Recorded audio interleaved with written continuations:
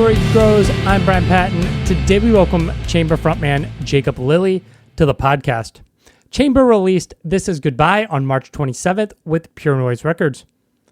Jacob talks about becoming a frontman but not wanting to be a lyricist, Chamber's chaotic brand of metalcore, shifting the visual aesthetic on the new album, and more. Chamber is a band I adore, and I'm stoked to have Jacob on the show. Jacob's volume was a lot lower than mine. I went through and edited the audio to try to even things out. There might be some spots where I missed, and I will sound so much louder than Jacob. My apologies, but I think for the most part, the volume is good on this edit. Thanks so much for checking out this episode of As the Story Grows. If you're brand new to the podcast, welcome. You can find links in our show notes or at asthestorygrows.com for our mailing list, our Discord server, and our Patreon page. If you leave a comment, I will read it on the podcast. It's been a while since we've had anybody leave a comment on YouTube or Apple Podcasts, so leave a comment. I would love to read it on the show. Subscribe if you aren't already subscribed to the podcast on your podcast platform of choice. And if you think you have a friend who might dig the podcast, I would love it if you would share an episode or the show as a whole with them. Enjoy today's conversation with Jacob Lilly from Chamber.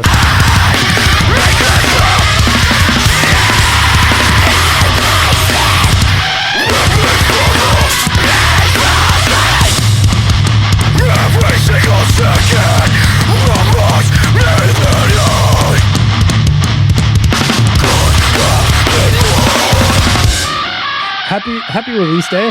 Dude, thank you so much. Yeah, album's out. Is it still exciting? I mean, I know like the whole media environment's changed, but I imagine like the record's finally out, right? It's good. Yeah, it's definitely exciting. Like, I mean, it's hard to look away from the phone right now, just because like everything, like all the stuff that you waited to like even when you're like writing the record or like recording it, and you're like, dang, I wonder what people are gonna think. Not that like all that matters that much, because like it's a record that we want to write, so like, it's like whatever.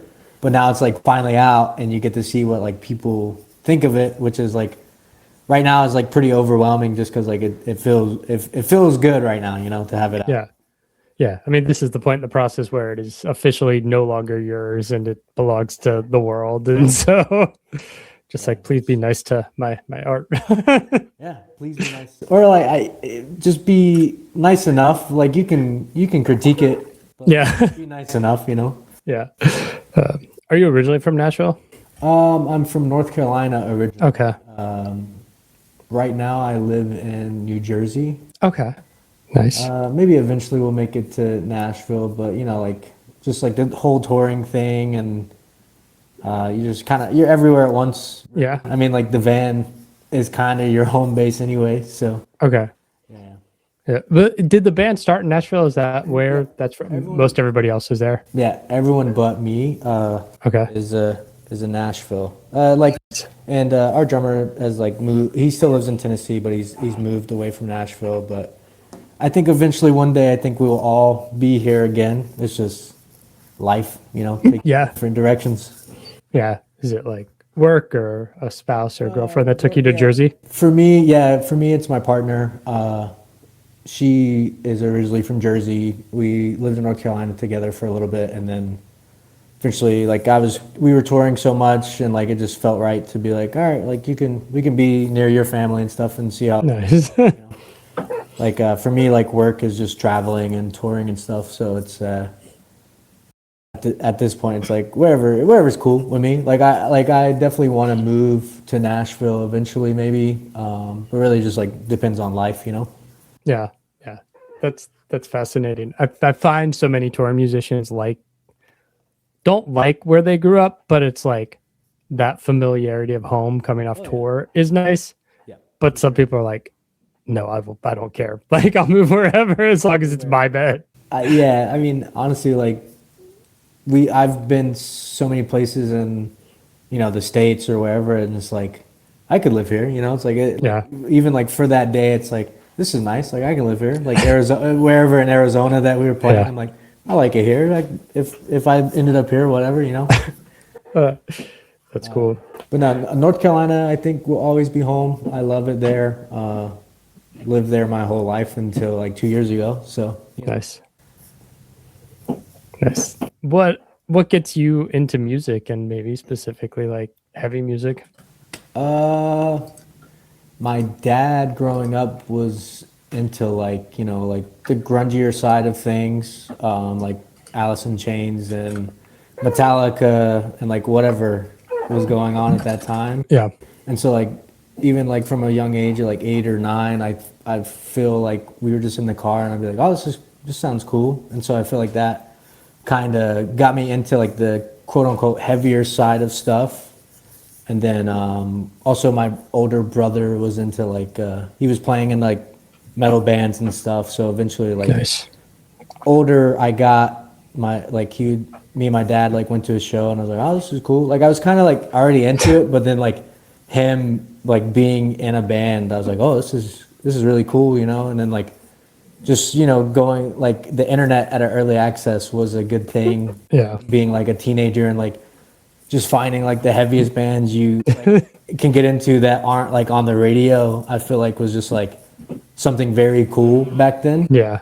And so like therefore just like my brother being in a band, my dad liking, the grungier stuff. Like my mom liked music a lot, but like it was just like country, which like I enjoy, some. Yeah. But it was just like country or like whatever's on the radio. And so like I don't know, just like influences from my father and my mom and my brother, and then eventually just like going to shows with like friends and then starting bands with friends, and then Nice. just, like, forever pipeline. It's like, all right, this is my life now. Yeah.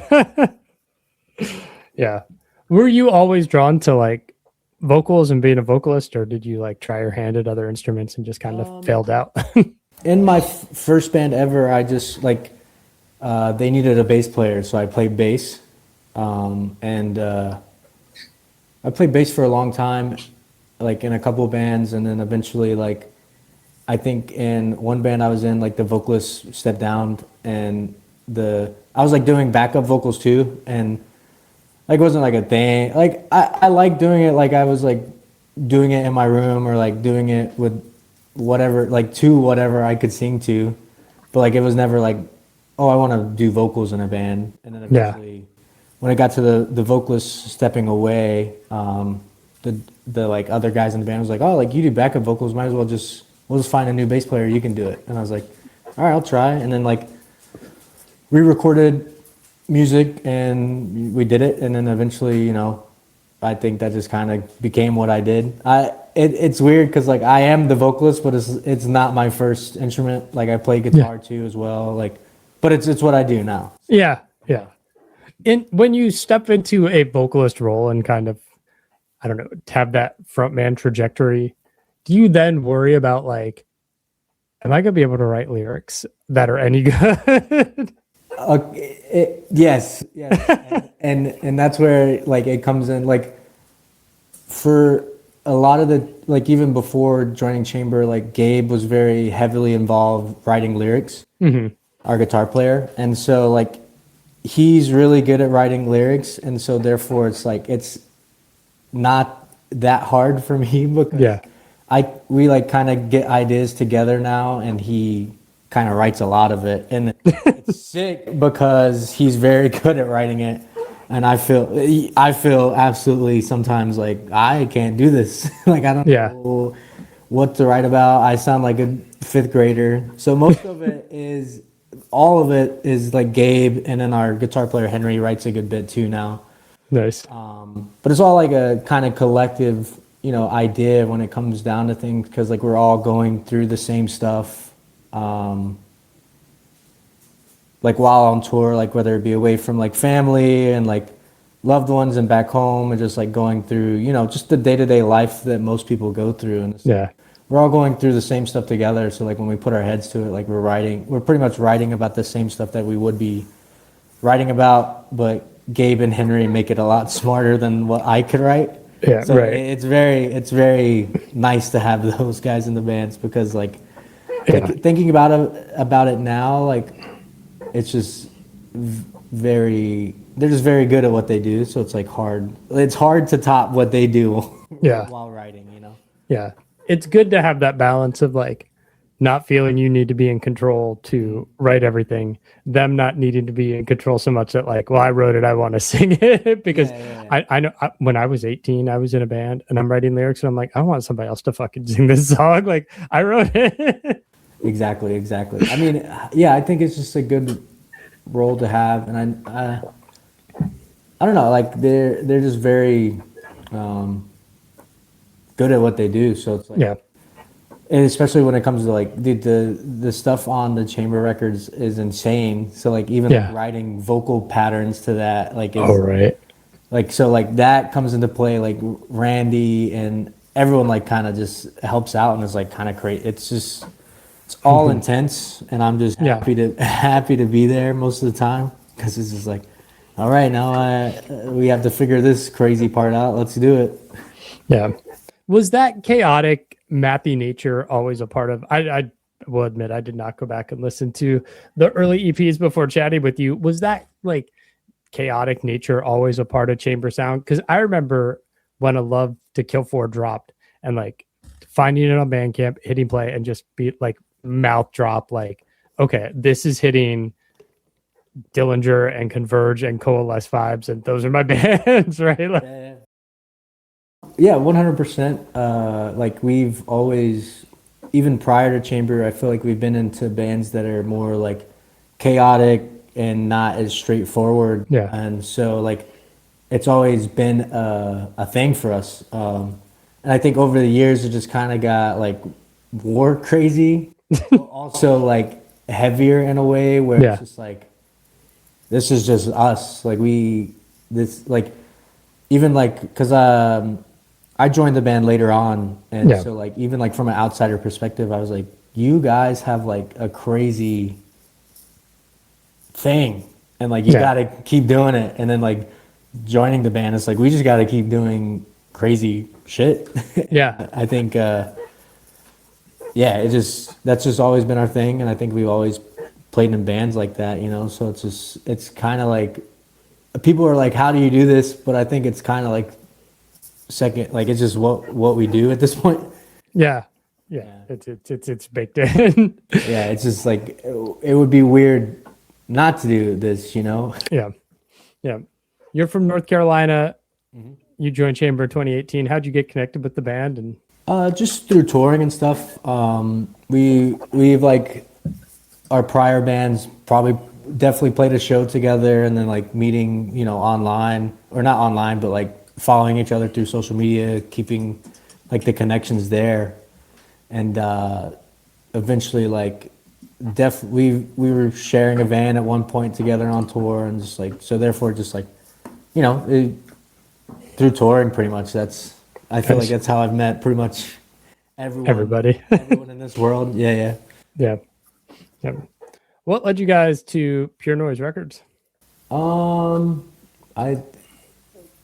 I think it was just like when we first, like, we put out they put out the record, and then we started touring a lot, and then it was just like kind of everything was like kind of going fast, and like we were just touring, like getting tour offers, and then eventually it's like, all right, like record labels could be a thing. And then our manager James, longtime friend of mine, he's like, hey, like I think Pure Noise would be interested. Let's get on a like call and stuff. And like prior to that, like I've pretty much liked pretty much everything Pure Noise has put out. Like I feel like they're killing it. They're crushing the game with like all kinds of music. And so they're like, we just like got on a phone call, and it just felt right, and we was like, sure, why not? Let's go.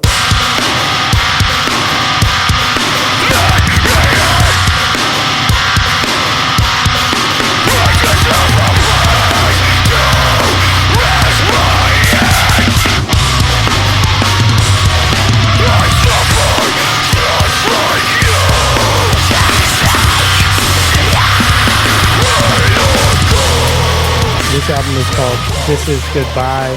Where'd that title come from, and kind of what was informing you guys collectively as you started to write the lyrical ideas for this album? I think it just came from just like, I mean, a lot of the lyrical content is about like just as a whole, like this is goodbye, like things leaving, things going away, you know, like, and I feel like that's just like that's just the vibe of the whole record. Nothing like a lot of people are like, oh, like is this the last record? Is like no, it's just like this. Like when coming down to like picking the title, there was probably like a couple things, and like I feel like that lyrical content came up a lot more. Like I think we say it in the record quite a bit.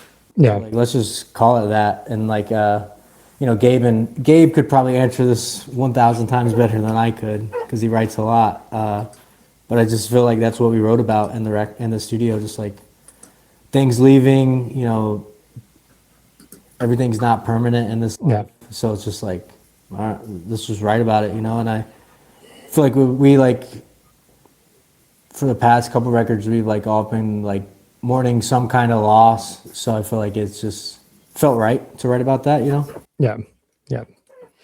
You guys on the last record, you had Matt from Boundaries, Matt from Kubla Khan, and you got Vincent on this from Acacia Strain on this record. How do you guys decide who you want to do these features, and are you writing kind of specifically with people in mind when you do that? Not necessarily writing with people in mind. Just because like I feel like most of the time, like when you're like thinking of someone, like most of the time we have like the vocals demoed out. Like I probably already recorded the vocals anyway, just in case they say no, you know. And then we just like we kind of ponder on it, and we've been friends with Matt Boundaries for a while. Same with Matt from Kubla Khan, and then like Vincent, like the Acacia Strain took us on like maybe our third or fourth tour ever, and we've toured with him like a handful of times. I would say like 3 or 4, and I think you know it's just like I don't know. It's like who would we like to be on our record, and we're just like all come to terms and be like, oh yeah, that would be cool. If not, like we'll just do it. You know, like, but it could be cool. And but yeah, when it came to getting Vincent on the record, it was just like cool. Like let's try.